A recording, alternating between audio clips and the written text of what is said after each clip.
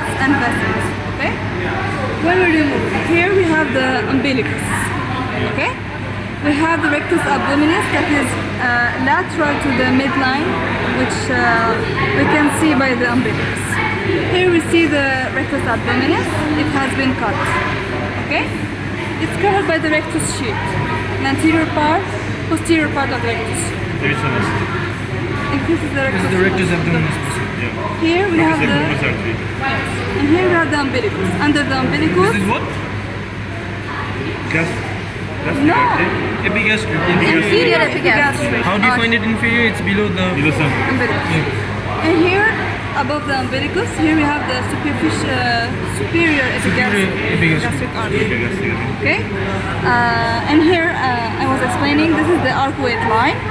Here it's made by two layers: the posterior part of the rectus sheath and transverse fascia. The arcuate line shows us that the posterior part of the rectus sheath ends here, and here it's the transverse fascia. Okay. Here to the spermatic cord that leads to the scrotum. What's this? The spermatic cord. Spermatic cord. What's the women called? The one called? بالذكر يسمونه سبيمات. This is the superficial ring. False When you put it round through it, ligament. you can find the deep ring here. Okay. Here we have an anterior cutaneous nerve and a lateral cutaneous nerve. And one more important part is you have the sections here called the intertendinous sections, which divides your rectus abdominis muscles. Okay. So how do you find them? The landmark is to find the umbilicus. The first line crosses the umbilicus, and the second line is on the xiphoid line. The other line, there are three lines, right? One here, and one directly in between them. What else? Muscles. Okay. Here you can see the fibers. They are going down and medially. Down and medially means external oblique muscle. Here, up and medially. So internal oblique muscle. And here we have the transverse abdominis muscle.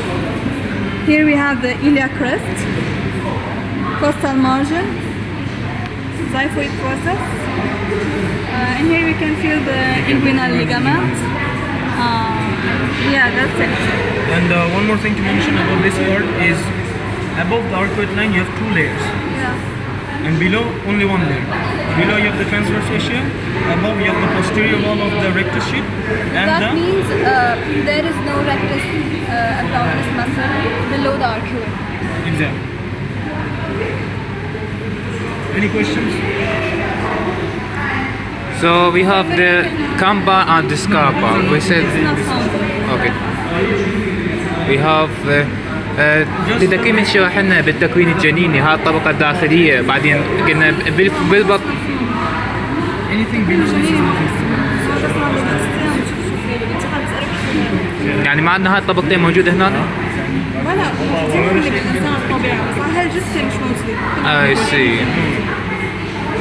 No questions, or if you repeat it, you can repeat. Let's ask some questions.